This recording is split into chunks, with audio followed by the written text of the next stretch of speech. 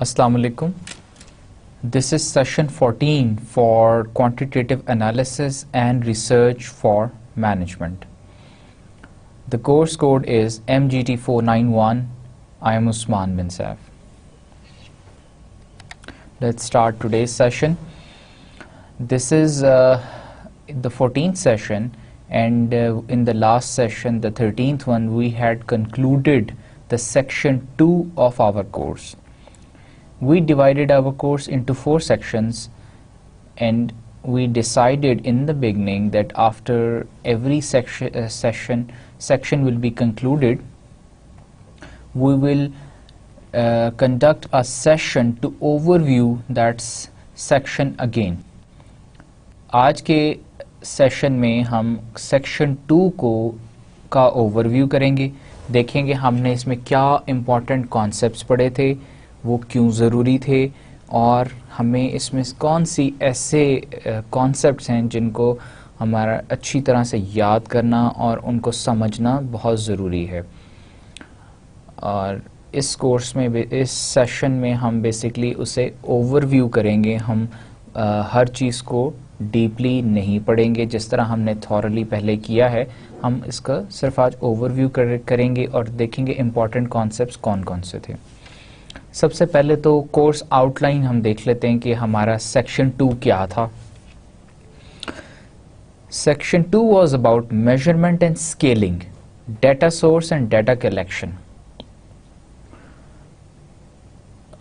First topic was primary data collection from observations, survey and experimentation, commonly used scales in business research, checking reliability and validity of scales, designing instrument for data collection, testing the instrument, data collection process, sampling methods and procedures, sample size decisions. These were the main topics that we had already learned, we have already studied in this section. Now let's start with the overview of the important concepts in section 2. Primary data. पहली बात और सबसे important बात, primary data क्या होता है, secondary data क्या होता है। Primary data, the researcher using one or more tools like observation, questionnaire, interview and projective techniques gather primary data. हमने भी क्या बात की, observation, questionnaire, interview, projective techniques, ये क्या हैं, प्राइमरी डाटा गैदर करने के लिए टूल्स हैं, मेथड्स हैं। The type of tool used depend upon research design. A combination of different tools is generally preferred. Very simple. लेकिन ये हमने प्राइमरी डाटा क्या होता है, हमने ये तो डिस्कस कर लिया कि ये टूल्स हैं, इनके जरिए प्राइमरी डाटा गैदर होता। अब प्राइमरी डाटा क्या होता है, प्राइमरी डाटा कहते हैं रॉ डाटा, ये फर्स्ट सोर्स ऑफ डाटा। अब सपोज हमने पिछले सेशंस में भी एग्जांपल कोट की थी, डिस्कस की थी कि एक हाईवे पे एक एक्सीडेंट हो जाता है। Being a reporter, I go there and I document that situation. मैं ऑब्जर्व करता हूँ एक्सीडेंट कैसे हुआ था, किस वक़्त हुआ था,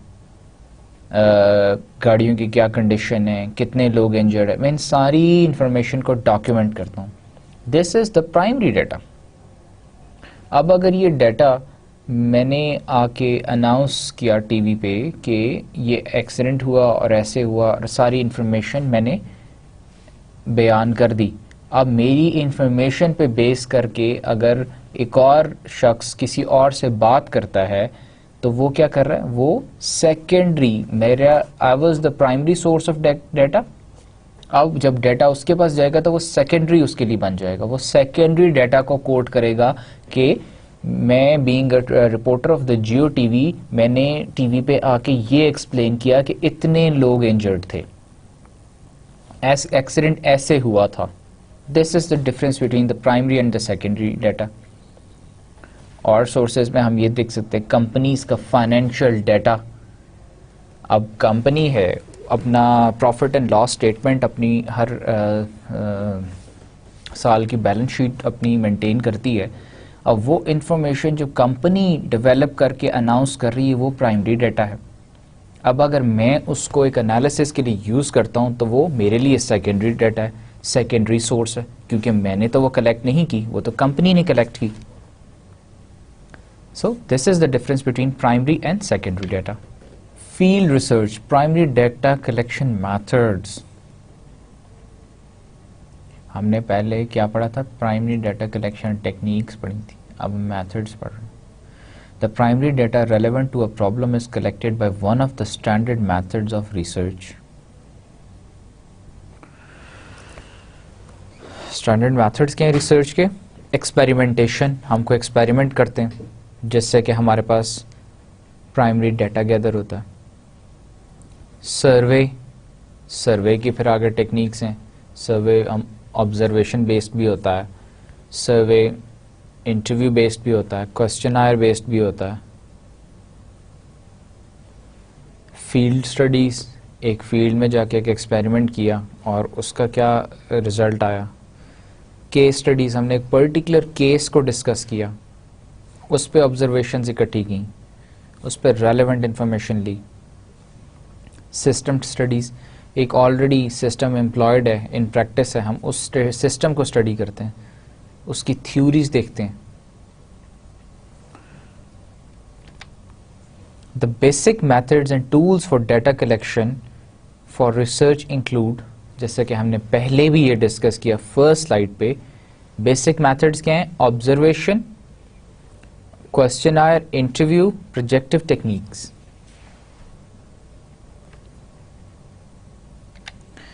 ऑब्जर्वेशन क्या होती है? Very simple, very important. Observation, मैं कोई भी चीज़ नोटिस करता हूँ. इस क्लासरूम में टेबल्स पड़ी हैं, चेयर्स पड़ी हैं, कितनी चेयर्स हैं, कितनी टेबल्स हैं, कितने स्टूडेंट्स ने आज क्लास अटेंड की, कितने स्टूडेंट्स होमवर्क करके आए थे, ये सारी की सारी observations. It is the most direct method of primary data collection and is used when other methods are not feasible. Facial expressions and body languages can give rich information to the observers. Facial expression and body language. एक शख्स की शक्ल से ही, उसके facial expression से ही मुझे पता चल जाता है कि वो गुस्से में है या उसका मूड बहुत अच्छा है.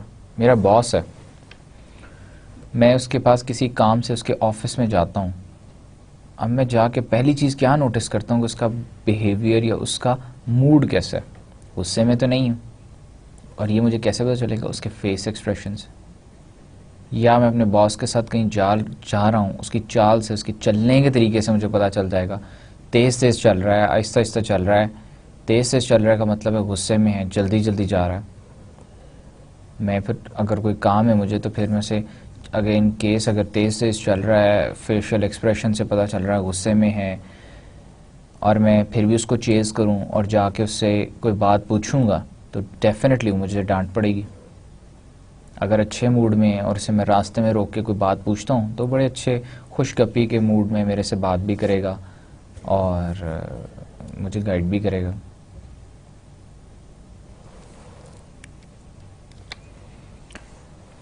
Observation is the most direct form of data collection. Usually data is gathered by observation when it can be gathered accurately only by this method. हम direct form of data है, लेकिन it is not a very reliable one. ये हमने पिछले sessions में discuss किया था in detail. It's not very reliable. So हम इसको कब यूज़ करते हैं? जब और कोई तरीका अप्लाई ना हो सके, फिर हम अपनी ऑब्जर्वेशंस पर रिलाई करते हैं. एग्जाम्पल इसकी एक ये भी है. behavior of children who cannot talk. बच्चा है, वो बात तो नहीं कर सकता, छोटा बच्चा, 1-1.5 साल का बच्चा है, लेकिन वो अपने एक्सप्रेशन से वो अपना गुस्से का इजहार भी करता है, अपने एक्सप्रेशन से अपनी खुशी का इजहार भी करता है। हम उससे पूछ तो नहीं सकते कि तुम अभी खुश हो, तुम्हें गुस्सा है, तुम किस बात पे नाराज़ हो, लेकिन क्या उसके एक्सप्रेशन से हम अपनी ये ऑब्जर्वेशन ड्रॉ करते हैं कि वो उसका मूड अच्छा नहीं है, वो गुस्से में है, नाराज़ है, कोई बात उसको बुरी लगती है। सर्वे, vital part of survey is questionnaire. Questionnaires are preferred in most surveys because they are less expensive. Skills required to administer them are also less than what is required for interviewing. Questionnaires कैसे less expensive है? Questionnaires को administer करने के भी तरीके हैं। एक तरीका ये है कि मैं आपसे अपॉइंटमेंट लूँ, आपके पास आऊँ और आपका इंटरव्यू करूं और क्वेश्चन आयर फिल करूं। एक तरीका ये है कि मैं आऊं, आपसे मिलूं, क्वेश्चन आयर आपको दे दूं और कहूं मैं इतने दिन बाद आपसे पिक कर लूँगा, इतने घंटों बाद, आप प्लीज़ इसे फिल कर दें। एक तरीका ये भी है कि बाय मेल, पोस्टल मेल में आपको क्वेश्चन आयर भेज दूं, आप मुझे फिल करके वापस भेज दें। This is the most inexpensive way. बाकी तरीक़ों में बीइंग अ रिसर्चर, अगर मैं ख़ुद नहीं जाता इंटरव्यू करने, क्वेश्चन आयर्स फिल कराने, तो मैं एनुमरेटर्स या फील्ड ऑफिसर्स को भेजूंगा जो कि मुझ पे कॉस्ट बेयर हो रही है उनकी। मेल में तो मैंने आपको भेज दिया, आपने फिल करके वापस भेज दिया। Large sample can be dealt with simultaneously as mailing is possible. बहुत बड़े सैम्पल को मैं टारगेट कर सकता हूँ। इंटरव्यूज़ तो मैं कुछ थोड़े लोगों की कर सकता हूँ ना, लेकिन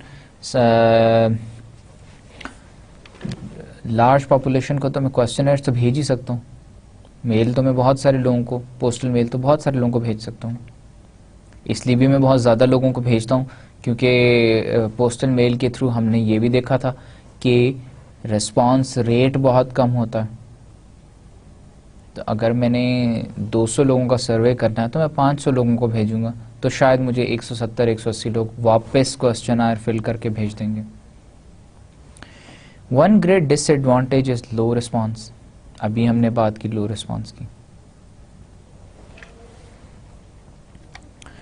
designing instrument for data collection process and testing the instrument, this was one of the important topics.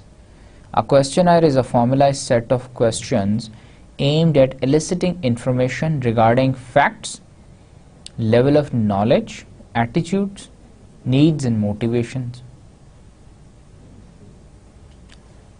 Is a formalized set of questions aimed at eliciting information regarding facts. हम क्वेश्चनायर क्यों पुट करते हैं? Information, facts जानने के लिए, data gather करने के लिए। लेवल ऑफ नॉलेज, मैं आपका इंटरव्यू करता हूँ, क्वेश्चनायर से मैं देख के क्वेश्चंस पूछता हूँ, क्या जानने के लिए? आपकी नॉलेज कितनी उस चीज़ के बारे में, आपका एटीट्यूड के बारे में, नीड, मोटिवेटेड कितने हैं आप। At the current level of standardization of the design of questionnaires, it can be treated more as an art than as a science. आजकल के दौर में क्या है? People are more informed, they are more educated. अब एक educated शख्स से मैं एक क्वेश्चन पूछूंगा और एक मैं अनएजुकेटेड शख्स से, एजुकेटेड शख्स की डेफिनेटली नॉलेज ज़्यादा होगी, उस क्वेश्चन का मुझे बेहतर जवाब दे सकेगा। और भी हो सकता है बहुत सारे एरियाज़ वो टैग करे उस क्वेश्चन के साथ कि ये भी हो सकता है, ऐसे भी हो सकता है। लेकिन अगर मेरा क्वेश्चन ही गलत होगा तो वो फ़ौरन जान लेगा कि आपका क्वेश्चन ही भाई ठीक नहीं है, आपने तो सवाल ही गलत पूछा, आप पूछना तो कुछ और चाहते हैं, पूछ आप कुछ रहे हैं। एक अनएजुकेटेड से मैं जो भी मर्ज़ी सवाल पूछ लूँ, उससे जब उसकी नॉलेज ही इतनी नहीं है तो शायद वो इतना बेहतर जवाब या वो समझ ही नहीं पाएगा उसको। तो क्या है क्वेश्चनर, अब क्वेश्चनर डेवलप करना ही, it is an art not a science. It's not a direct science कि आपने बस ये सवाल पूछने, 4 सवाल पूछ दिए। पूछने का तरीका, दैट इज़ एन आर्ट। कैसे पूछने आपने? कुछ सवाल ऐसे हैं जिनका जवाब रिस्पोंडेंट नहीं देना चाहता, लेकिन पूछने का तरीका ही आप इतने अच्छे तरीके से पूछते हैं कि वो फोर्सफुली या मजबूरी या बेख्याली में ही आपको जवाब दे देता है उसका।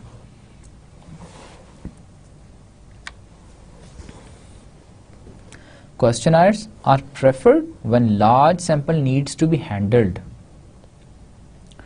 and where more objectivity is required। जब लार्ज, हमने पहले भी डिस्कस किया, लार्ज सैंपल साइज चाहिए हो और हमें particular type of information required.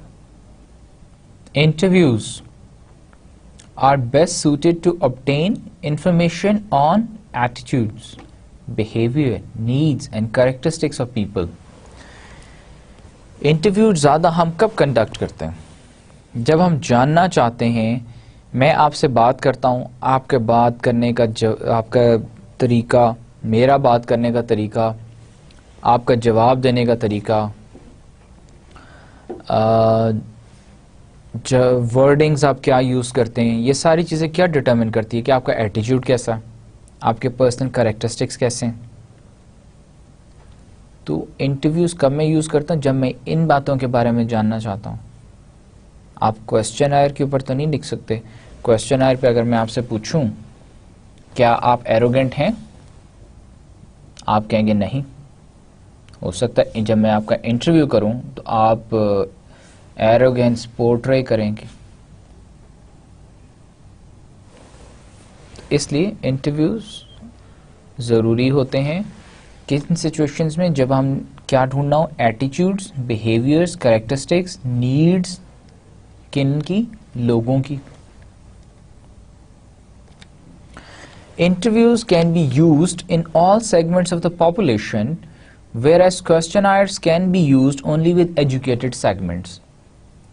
Interview तो आप बगैर पढ़े लिखे आदमी का भी कर सकते हैं, उससे भी पूछ सकते हैं। मैं एक खोखे वाले से, पान वाले की दुकान है, उससे भी जाके पूछ सकता हूँ कि भाई हमारे मुल्क के क्या मसाइल हैं, तुम क्या चीज़ें फेस कर रहे हो, तुम्हारा क्या गुजारा हो जाता है इस कमाई से? आटा, दाल, चावल, सब्ज़ी के भाव, ये सारी बातें उस पान वाले को भी पता होंगी। लेकिन क्या है, अब अगर उसे मैं क्वेश्चनर दे दूं इन्हीं बातों पे कि क्वेश्चनर मुझे फिल कर दो, तो उससे तो पढ़ना ही नहीं आता, वो तो पढ़ ही नहीं सकेगा, उसमें लिखा क्या है समझ ही नहीं सकेगा, तो वो फिल कैसे करेगा? Particularly when the questions tend to become complex, और जब सवाल मुश्किल पूछे हों। अब सवाल मैं पूछता हूँ कि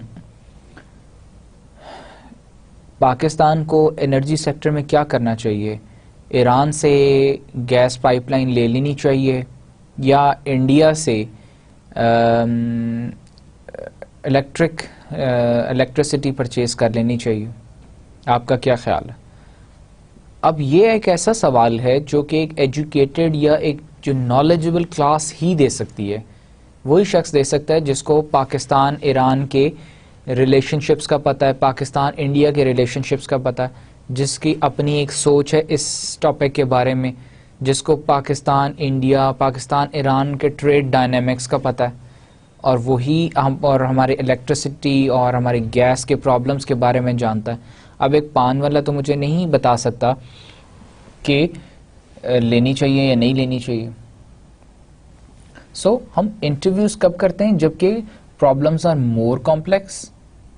हम एक जनरल डिस्कशन से।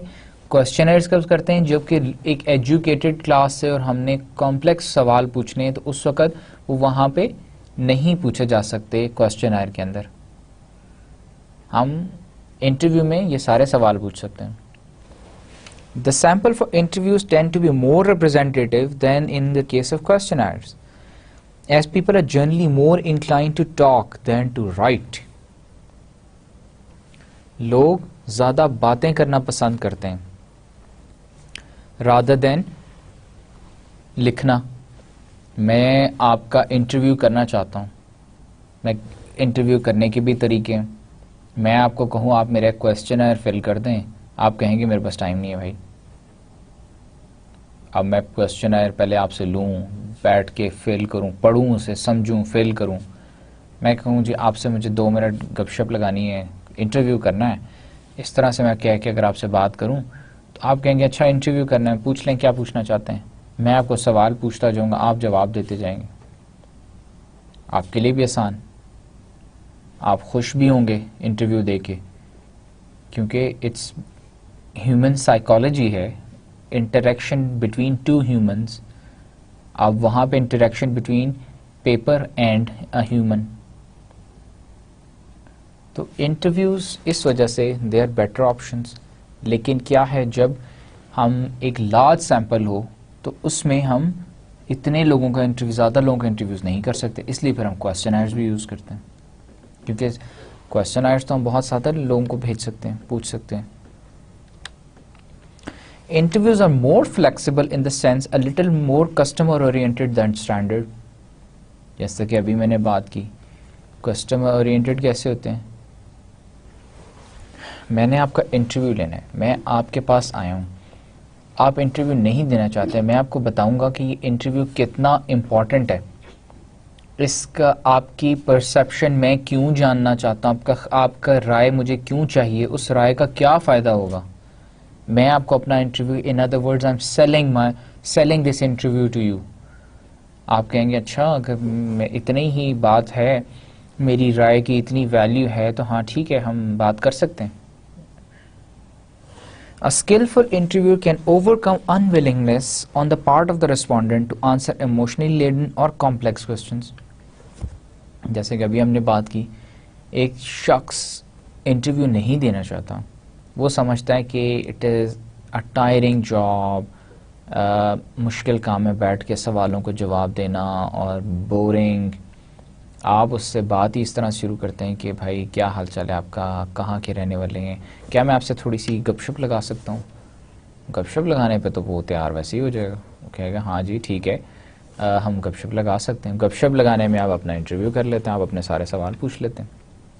अगर आप उससे कहें कि नहीं ये टॉपिक है, इस पर मैंने सवाल पूछने हैं, तो कहेगा यार मेरे पास या टाइम नहीं है या मैं देना नहीं चाहता।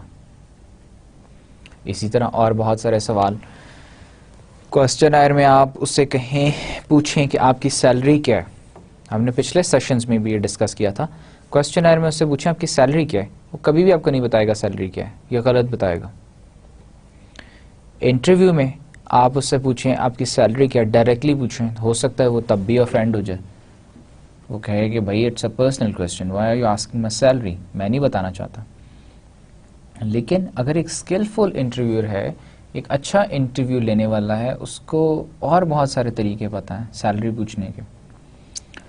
ऐसे पूछ सकते हैं कि जी मैं, आप अच्छा फ़लानी कंपनी में आप जॉब करते हैं, वो तो बड़ी अच्छी कंपनी है और कोलीग्स भी हैं, अच्छा आप किस लेवल पे हैं, वो कहेगा कि वहाँ मैं बिज़नेस मैनेजर हूँ। अच्छा मिडिल मैनेजमेंट में हैं, हाँ जी मिडिल मैनेजमेंट, तो आपके साथ और भी बिज़नेस मैनेजर्स हैं, हाँ जी 3-4 और भी हैं, तो क्या वो अपनी जॉब से खुश हैं बाकी बिज़नेस मैनेजर्स।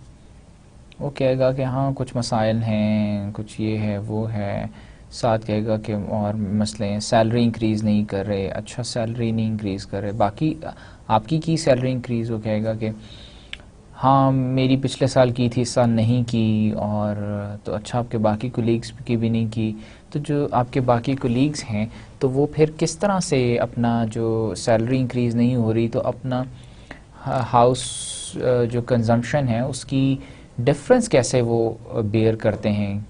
और फिर आप इन अदर वर्ड्स उनसे पूछ लेते हैं कि तो आपका ख्याल है उनकी सैलरी कितनी है, आपके दोस्त की जो उसकी सैलरी इंक्रीज़ नहीं हुई, तो उसका डिफरेंस कितना है और सैलरी कितनी है। अब वो डेफिनेटली एक ही पोजीशन पे दोनों काम कर रहे हैं, वो बता देगा उसकी 50,000 सैलरी और उसका हाउस होल्ड जो कंजम्पशन है और डिफरेंशियल जो है तकरीबन 10,000 का है। आपको पता चल जाएगा किसका, मतलब अगर उसकी 50 है तो इसकी भी 50 सैलरी। तो ये एक तरीका है पूछने का। Focus group interviews, they are used to reflect a particular behavior or characteristic and is led by a moderator, focuses on a given experience and its effects. Group is informed about the topic in advance. Respondents are free to express their own lines of thought but are controlled only to the general discussion of the responses to the subject under focus. They are used to reflect a particular behavior or characteristic. Focus group interviews में हम क्या करते हैं, एक interview के type है 1-to-1 interview. मैं आपके पास आया आपका इंटरव्यू लेने, एक तरीका है कि मैंने एक जैसे मैं किसी चीज़ के ऊपर एक राय जानना चाहता हूँ या आपको स्टडी करना चाहता हूँ, आपकी परसेप्शन जाननी हो, और मैं एक जैसे 10 लोगों को इकट्ठा इंटरव्यू के लिए बुला लेता हूँ और उन्हें बता देता हूँ कि जी ये टॉपिक है, एनर्जी रिफॉर्म्स पे आपका क्या ख्याल है, आपस में आप डिस्कस करें। अब वो और मैं एज अ रिसर्चर मैं आई बिकम द मॉडरेटर और मैं उस ग्रुप में उनके साथ बैठ जाता हूँ और मैं उनके ऑब्जर्वेशंस नोट करना शुरू कर देता हूँ कि वो आपस में एनर्जी सेक्टर पे क्या डिस्कशन कर रहे हैं, उनकी क्या राय है, हर शख्स की क्या राय है।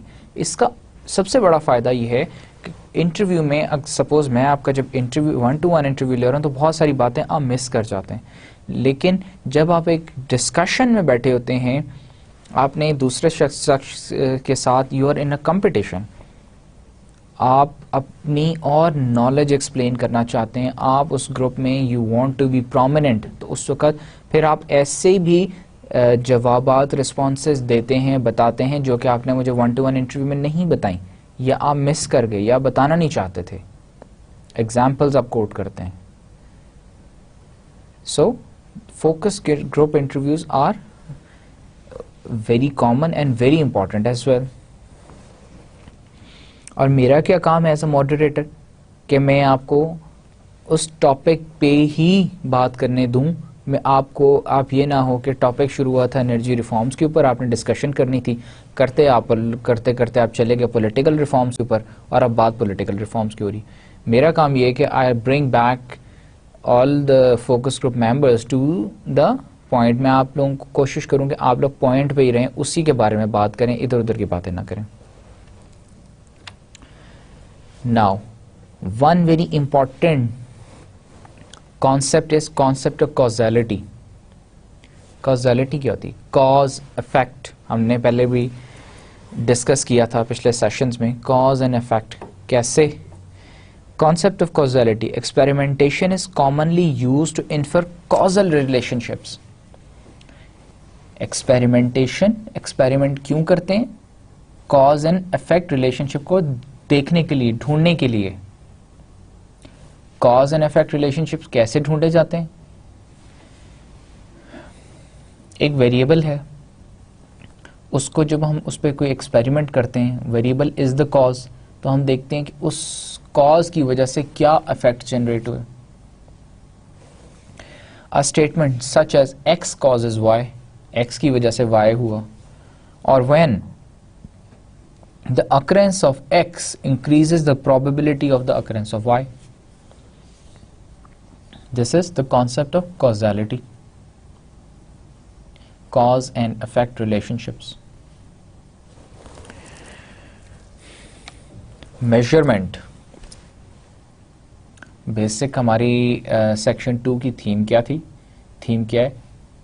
सर्वे, मोड्स ऑफ सर्वे, जिसमें क्वेश्चन आयर्स, हमारे पास ऑब्जर्वेशन की टेक्निक्स हैं, ये सारी आ गई। फिर उसके बाद हमारा रिसर्च डिज़ाइन में हमने देखा था सर्वेस, उसके बाद हमने देखा कि मेजरमेंट और स्केलिंग पे वैलिडिटी, फिर स्टेबिलिटी इनकी हमने देखी, फिर हमने एंड पे सैम्पल देखा था। ये हमारा सेक्शन 2 की मेन थीम ये थी, ये थीम टॉपिक्स ये थे। Now measurement is the assignment of the numbers to objects or is the amount of the property possessed by objects. measurement किसे हम कहते हैं? very simple, हम किसी चीज़ को measure करना चाहते हैं। measure हम कैसे करेंगे? किसी स्केल पे measure करते हैं, उसके लिए फिर हम स्केल डिफाइन करते हैं। लेकिन लेंथ है, जैसे अब लेंथ को हम कैसे पता चले कितनी लेंथ है? एक पेन है, पेन हमें कैसे पता चले कि पेन की लेंथ क्या है? मेजर करेंगे तो पता चलेगा ना। अब मेजरमेंट हम कैसे करेंगे? अगर इतनी लेंथ होगी तो उसको क्या हम नंबर असाइन करेंगे, इतनी हो जाएगी तो क्या नंबर असाइन, इतनी हो जाएगी तो क्या नंबर असाइन करेंगे। This is the concept of measurement. Scaling क्या है? हमने एक स्केल डिफाइन कर दिया, यहाँ से यहाँ तक 12 इंच है, 12 इंचेस है। अब अगर पेन इतना बड़ा लंबा पेन है, लेंथ उसकी इतनी है तो इतने इंचेस हो जाएगा, इतना है तो इतना हो जाएगा, इतना हो जाएगा। Now scaling. First, measurement. It has been defined as the matching of an aspect of one domain to an aspect of another. Length को हमने quantify किया, एक डोमेन से निकाल के दूसरे डोमेन में डाला, that is measurement. Scaling is a procedure for attempting to determine quantitative measures of subjective abstract concepts. Scaling क्या है? बेसिकली क्वांटिटेटिव मेजर है जिसमें हमने डिफाइन किया कि हमारी जो मेजरमेंट है वो किस बेसिस पे लाई करती है।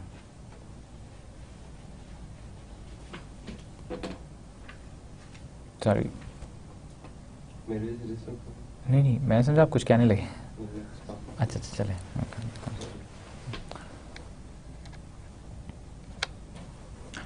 Now nominal scale. This is a measurement procedure to classify objects, events and individual into categories. Management procedure है जो कि यूज होता है for measurement to classify objects, events and individuals into categories. Nominal scales are least restrictive and widely used in social science research. Nominal means in name only. हमने अभी last slide पे बात की थी मेजरमेंट की and scaling की। Measurement की हमने जब बात की तो मेजरमेंट को हमने क्या कहा? मेजरमेंट वो फिनोमेना है जिसके थ्रू हम चीज़ों को क्वांटिफाई करते हैं नंबर टर्म्स में।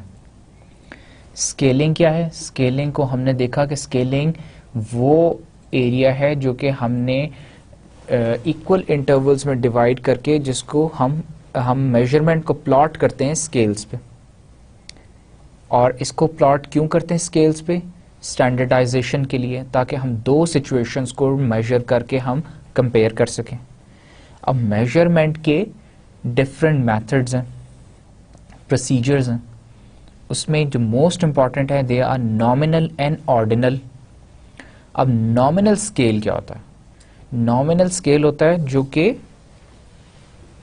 जैसे हम बाय वर्ड अगर इसका मीनिंग देखें तो इन नेम ओनली, जो कि हमारा डिस्क्रिप्टिव एस्पेक्ट डिफाइन करता है। It is a measurement procedure to classify objects, events and individual into categories. For example, telephone numbers, departmental accounting codes. Telephone numbers हैं, एक डायरेक्टरी में नंबर हैं, हर किसी का एक असाइंड नंबर है। इसी तरह अकाउंटिंग कोड्स हैं, हर ऑब्जेक्ट का, हर इन्वेंट्री का एक अकाउंटिंग कोड है। This is called nominal scale. Telephone numbers हैं, वो किस स्केल पे वर्क करते हैं? 7 डिजिट्स हैं, वो 7 डिजिट्स कहाँ से शुरू होते हैं? 5 से स्टार्ट होते हैं और 10 पे ख़त्म होते हैं या 9 पे ख़त्म होते हैं, इनके बीच में। This is called nominal scale. इसकी एग्जाम्पल हम इस तरह से लेते हैं कि हमने नॉमिनल स्केल में क्या देखा कि हमने क्या डिफ़ाइन करना है? हमने नेम बेसिकली डिफ़ाइन करना है। एक टेलीफोन नंबर है तो वो टेलीफोन नंबर किसके नाम पे है? डिपार्टमेंट का अकाउंटिंग कोड है तो किस ऑब्जेक्ट का अकाउंटिंग कोड है? किसी इन्वेंट्री का है, किसी इंडिविजुअल का है। इसी तरह जब हम एग्जाम्पल देखते हैं, where do you live? City, उस सिटी का क्या नाम है जहां आप रहते हैं? सिटी क्या है? It is a nominal scale. Town कौन सा है? विलेज कौन सा है? फिर do you own a car? आप कहते हैं येस या no, it is again a nominal scale. You are defining that you own a car or you don't own a car. Now ordinal scales, अभी हमने बात की स्केल्स दो सबसे इंपॉर्टेंट और मेजर स्केल्स हैं। One is nominal, the other one is ordinal. Nominal में हम नाम बेसिकली डिफाइन करते हैं ऑर्डिनल में क्या करते हैं, हम ग्रेटर देन या लेस देन की कैटेगरीज डिफाइन करते हैं. This scale is used to measure data having transitivity. If x is greater than y and y is greater than z, then x is greater than z. हम यही imply करते हैं, x is greater than y है और y greater than z है, तो x is greater than z. It includes the characteristics of nominal scales in addition to indicating order. इसमें भी हम एक तो वेरिएबल को डिफाइन करते हैं प्लस उस वेरिएबल को हम रैंक करते हैं. इसकी एग्जाम्पल हम इस तरह से देखते हैं. The link between the research and development and marketing departments in your organization is.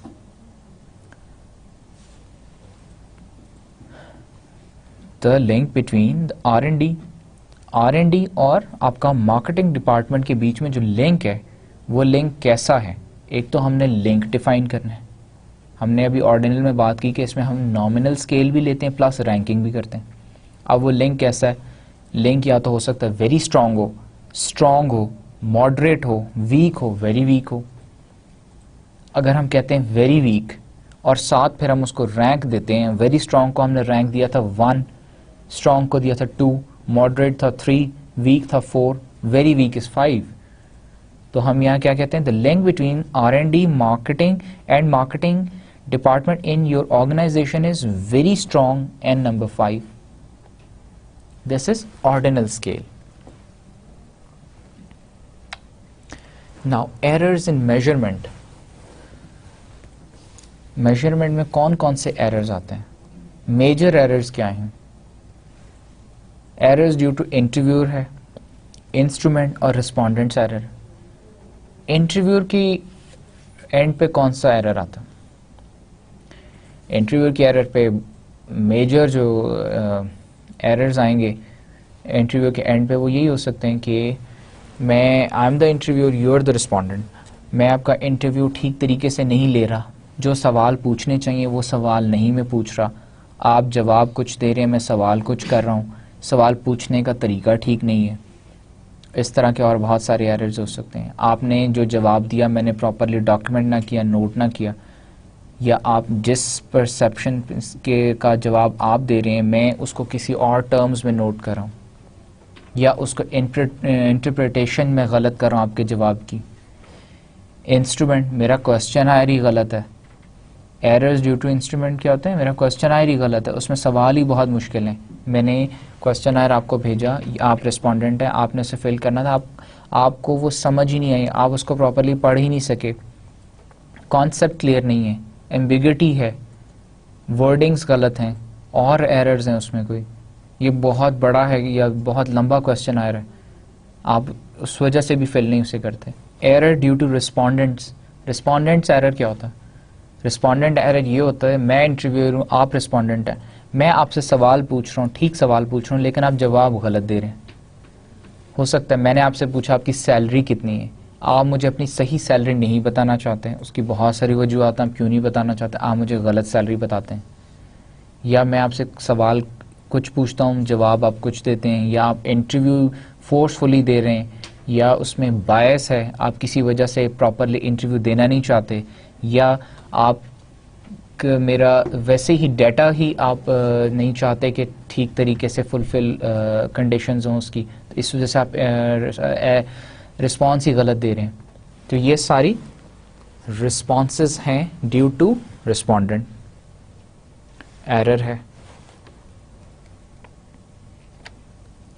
Now another kind of errors, non sampling errors क्या होते हैं, हमने पढ़ा था पिछले सेशंस में, they are very important. These errors relate to data collection procedures और observation, interview and survey. They are of two kinds, non-observation and observation errors.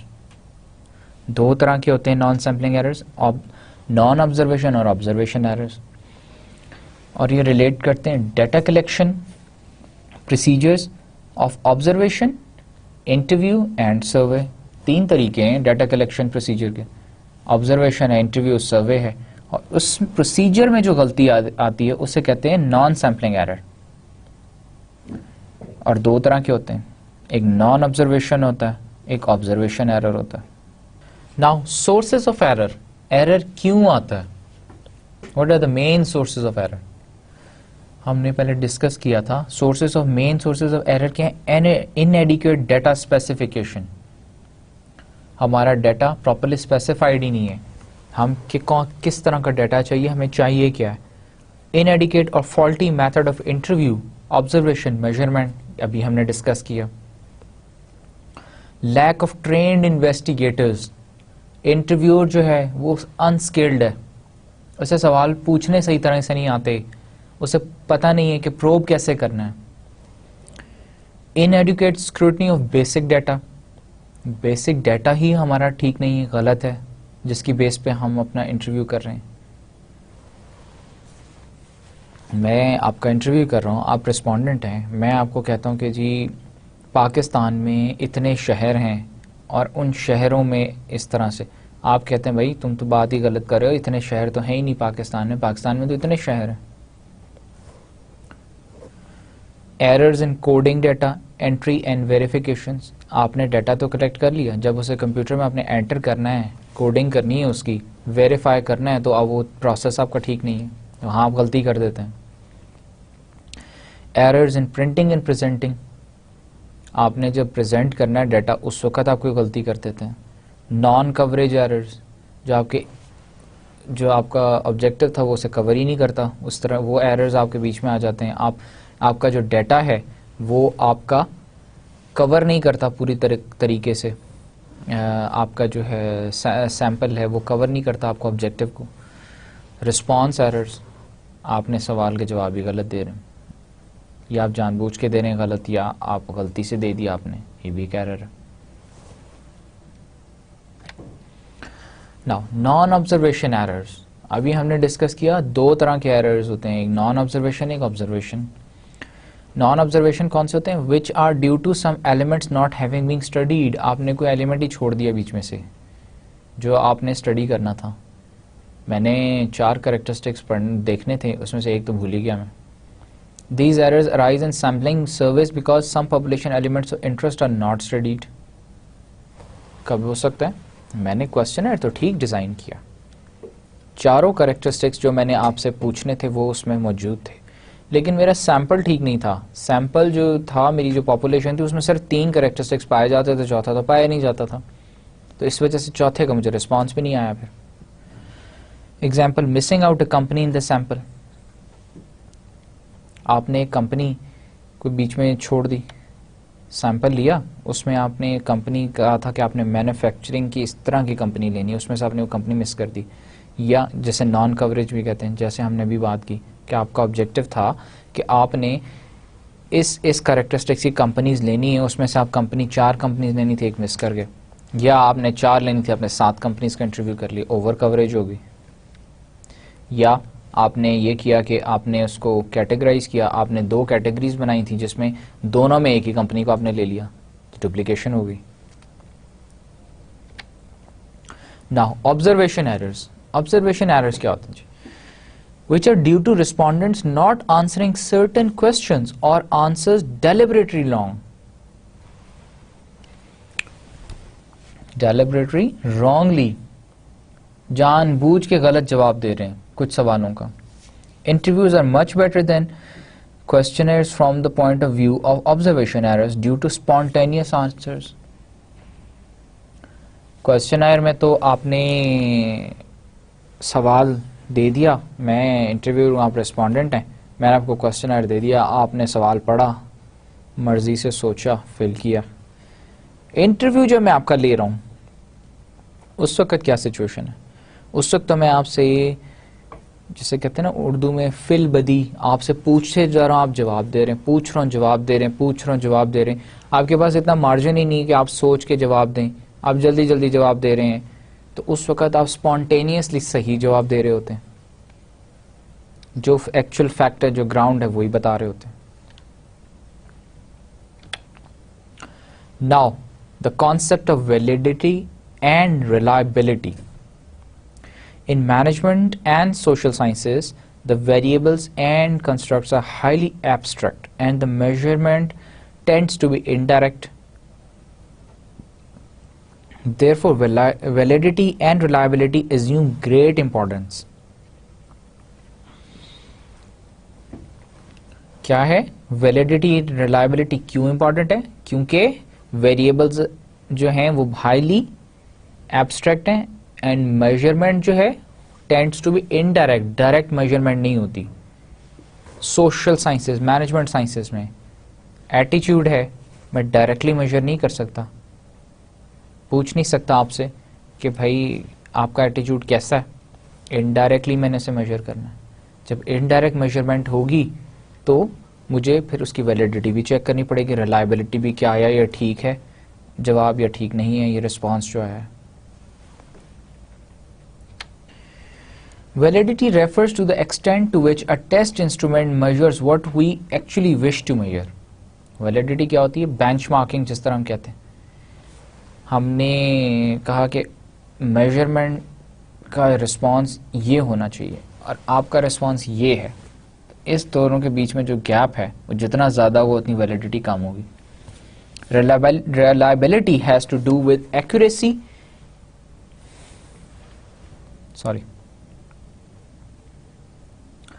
Reliability has to do with accuracy and precision of a measurement procedure. Reliability क्या कहती है? Reliability कहती है कि आपका जो measurement procedure है वो accurate होना चाहिए और ठीक होना चाहिए. Practicality is concerned with a wide range of factors of economy, convenience and interpretability. Practicality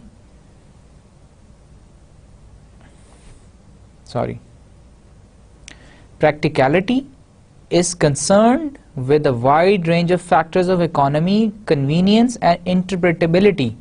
Very important.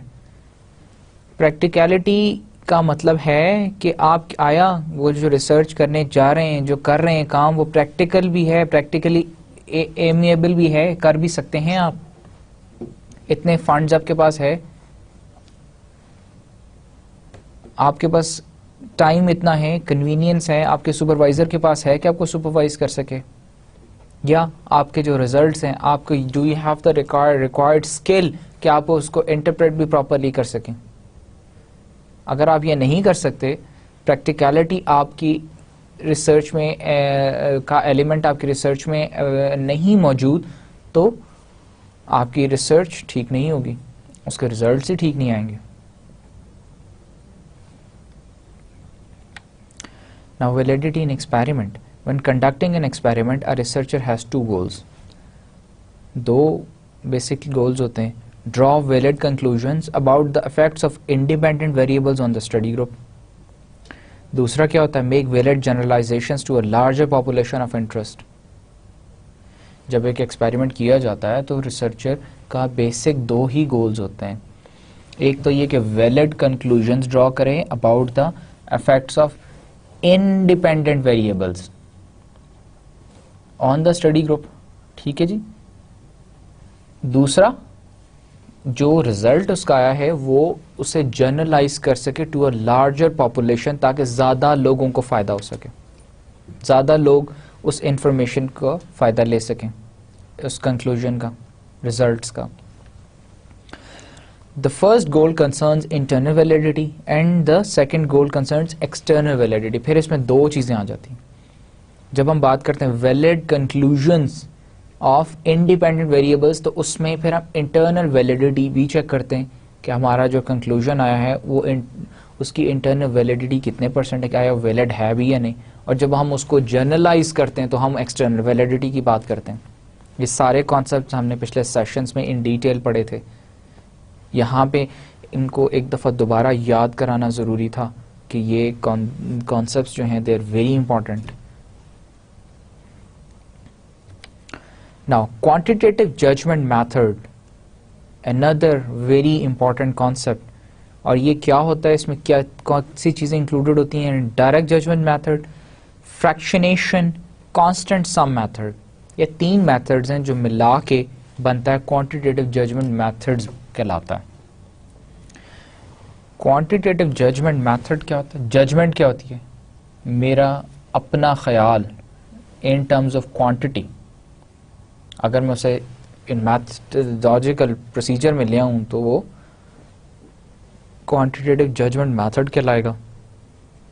जैसे कि ये 3 मेथड्स इसमें दिए हुए इंक्लूड किए हुए। डायरेक्ट जजमेंट मेथड क्या होता है? The respondent is required to give a numerical rating to each stimulus with respect to some designated characteristics.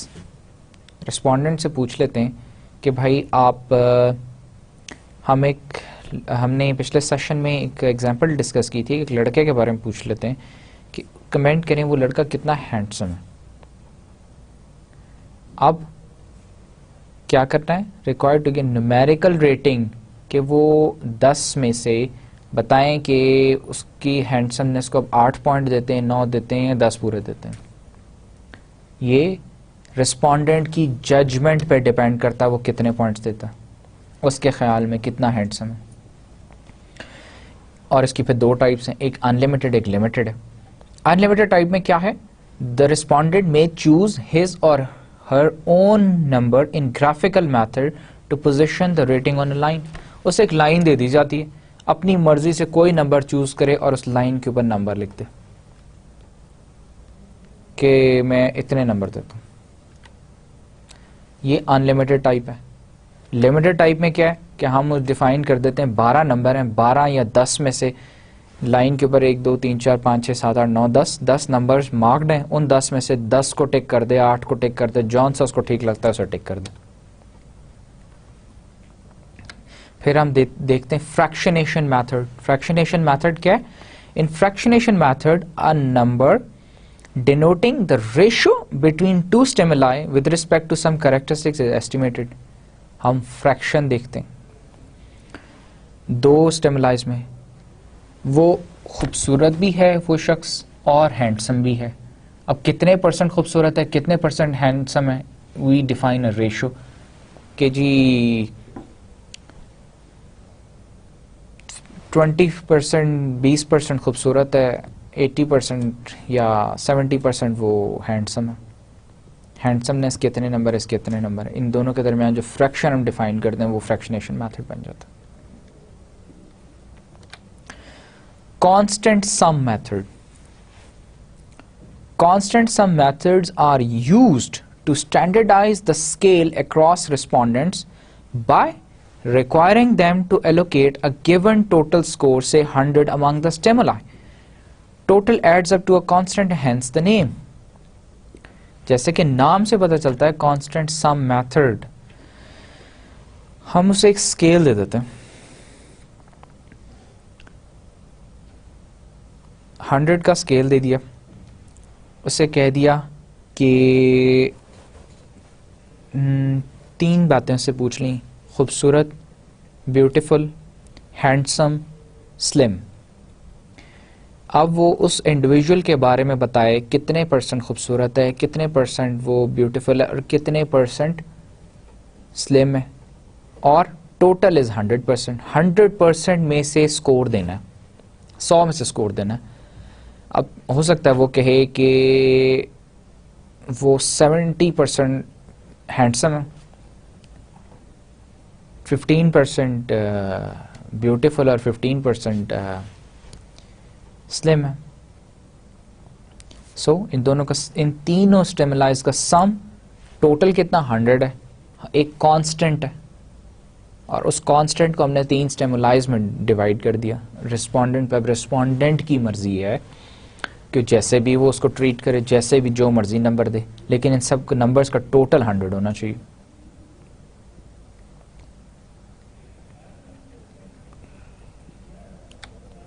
Now, sampling techniques. This is the last, sampling is the last topic of our section 2. हमने section 2 दोबारा से एक दफ़ा देखा, overview किया कि इसमें कौन से important concepts थे, कौन से important theories थी, methods थे जिनका, और उनको हमने दोबारा से एक दफ़ा डिफ़ाइन भी किया, देखा इनमें क्या क्या चीज़ें important हैं, इनका क्या मतलब है, और उन सब का हमने ओवरव्यू किया। अब लास्ट जो टॉपिक है हमारा दैट इज़ सैम्पलिंग। सैम्पलिंग में फिर sampling technique is very important. Sampling किसे कहते हैं? सैम्पलिंग इज़ अ प्रोसीजर जिसके थ्रू हम क्या करते हैं, एक सैंपल डिफाइन करते हैं। हम पूरी पॉपुलेशन का इंटरव्यू नहीं कर सकते। पूरी पॉपुलेशन, कराची की अगर सपोज पॉपुलेशन 4 करोड़ है या 3 करोड़ है, हम 3 करोड़ लोगों का इंटरव्यू नहीं कर सकते। 3 करोड़ लोगों का हम क्वेश्चनायर्स भी नहीं भेज सकते। हम क्या करते हैं, सैम्पलिंग करते हैं और कराची के मेजर एरियाज डिफाइन कर लेते हैं कि इन एरियाज में से लोगों का इतने % लोगों का हम इंटरव्यू कर लेंगे, इतने का क्वेश्चनर्स कर लेंगे। Your choice of sampling technique is dependent on the feasibility and sensibility of collecting data to answer your research questions and to address your objectives from the entire population. Sampling technique, हम कौन सी technique कब लगाते हैं,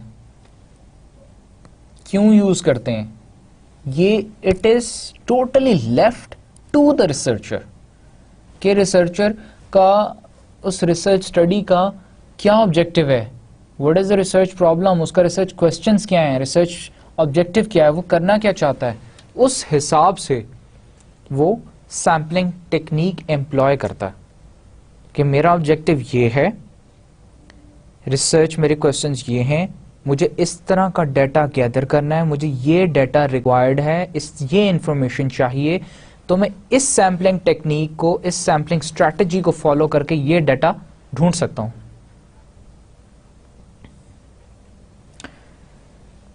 इसके लिए कोई hard and fast या कोई लॉ नहीं है कि आपने ये ही टेक्निक यूज करनी है। आप इसके अंदर ऐसे भी कर सकते हैं कि आप probability sampling, non probability sampling, 2 तरह की फिर सैम्पलिंग्स हैं। या आप नॉन प्रोबेबिलिटी यूज करते हैं, प्रोबेबिलिटी करते हैं। प्रोबेबिलिटी सैम्पलिंग में ये कि these are complex techniques, but इसमें एक तो रिस्पोंडेंट बायस कम हो जाता है, plus true representation of the population होती है। नॉन प्रोबेबिलिटी के अंदर आपके ये कैरेक्टरिस्टिक्स मिस हो जाते हैं, but it is totally in the hands of the researcher कि वो क्या करना चाहता है। नाउ सैम्पलिंग टेक्निक्स, जैसे कि अभी हमने डिस्कस किया, choice of sampling techniques is dependent on your research question and objectives. अभी हमने लास्ट स्लाइड पे ये डिस्कस किया। क्यों? Research questions and objectives that need you to estimate statistically the characteristics of the population from a sample require probability samples. मैंने अभी पिछली slides के ऊपर ये डिस्कस किया था कि सैम्पलिंग 2 तरीके की होती है, एक नॉन प्रोबेबिलिटी होती है, एक प्रोबेबिलिटी होती है। प्रोबेबिलिटी सैम्पलिंग के लिए हम क्या करते हैं, स्टैटिस्टिकल प्रोसीजर्स इन्वॉल्व करते हैं, एम्प्लॉय करते हैं, दो दे आर कॉम्प्लेक्स, लेकिन उनका क्या फ़ायदा होता है? उसका फ़ायदा ये होता है कि हमारा सैंपल साइज़ जो है वो बेहतर आता है। हम वो जो सैंपल साइज़ आता है, जो सैंपल आता है, वो it is a true representation of the total population. और हम ये जब प्रोबेबिलिटी सैम्पलिंग करते हैं तो उसमें हम there are different techniques that we use, random sampling होती है और फर्दर, और हम उसमें बेसिकली क्या करते हैं, वी डेवलप अ मैट्रिक्स। हम एक क्रॉस टेबुलेशन बनाते हैं जिसमें कॉलम्स एंड रोज, और हम उसमें कॉलम्स के अंदर क्या करते हैं, कैरेक्टरिस्टिक्स डिफाइन कर देते हैं। रोज में क्या करते हैं, हम अपना स्ट्रेटा या अपना सैंपल डिफाइन कर देते हैं। फिर हम उसको अपना सैंपल को डिफाइन करते हैं, उसको देखते हैं प्रॉपर प्रोबेबिलिटी टेक्निक लगा के कि हमारे पास या तो हम पॉपुलेशन से सैंपल ड्रॉ कर लेते हैं या सैंपल के हम ग्रुप्स बना देते हैं जिन्हें स्ट्रेटा कहते हैं, या स्ट्रेटास को हम फर्दर क्लासिफाई करते हैं तो वो क्लस्टर्स बन जाते हैं। इसी तरह Research techniques and objectives that do not require such generalizations can make use of non-probability sampling techniques. जिसमें इतनी कॉम्प्लेक्सिटी में हम नहीं रिक्वायर होती रिसर्च, ऐसी रिसर्च है जिसमें इतनी कॉम्प्लेक्सिटी नहीं रिक्वायर्ड, वहाँ पे हम कोई भी जर्नलाइज सैंपल ले सकते हैं. हम किसी पिछली रिसर्च स्टडी को दे सकते हैं कि उन्होंने ये सर्वे किया था, ये पॉपुलेशन थी, तो इतना उन्होंने सैंपल लिया, तो उसी को देख के हम भी इतना सैंपल ले लेते हैं. या हमारा 100 हाउस होल्ड्स का सर्वे है, टोटल पॉपुलेशन 100 हाउस होल्ड्स है, तो हम 25 हाउसेस को हम टारगेट कर लेते हैं, उनका हम सर्वे कर लेते हैं. This is non probability sampling. Now confidence factor. Factors such as the confidence that is needed in the findings, accuracy required, and likely categories for analysis will affect the size of the sample that need to be collected.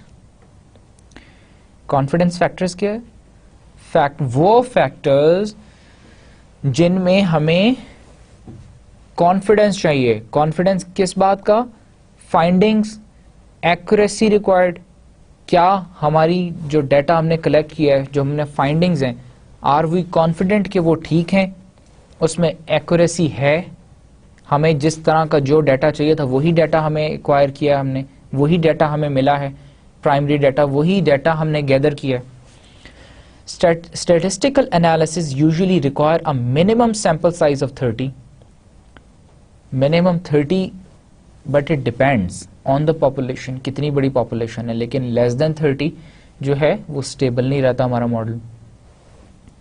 Research questions and objectives that do not require statistical estimation may need for smaller samples.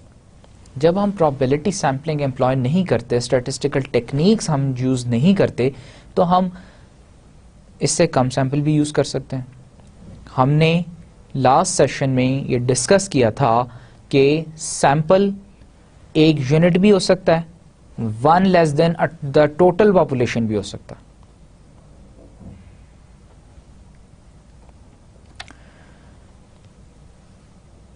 The most important, and this is the last slide, and it is the most important concept in the section 2, availability of resources.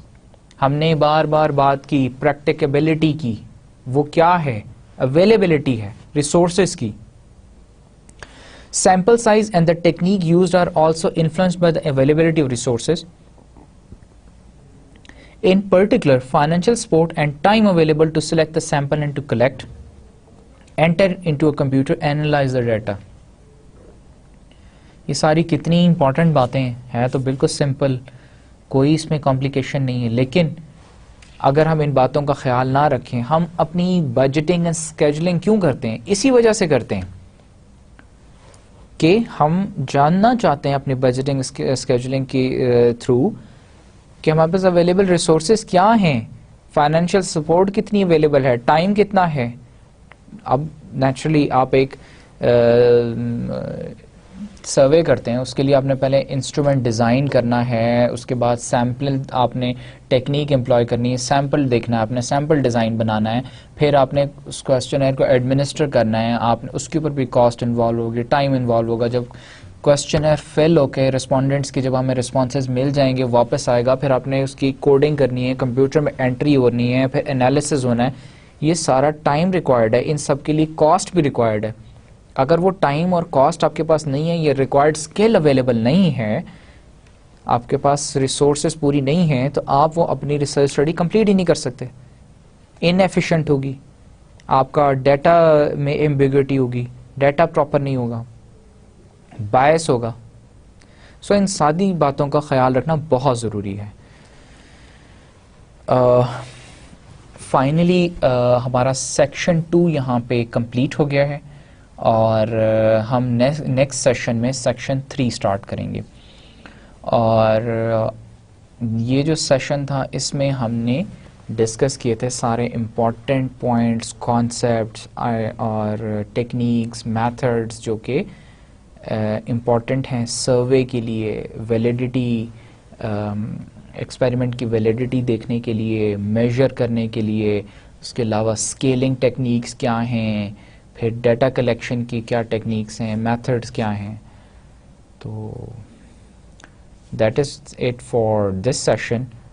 Thank you very much.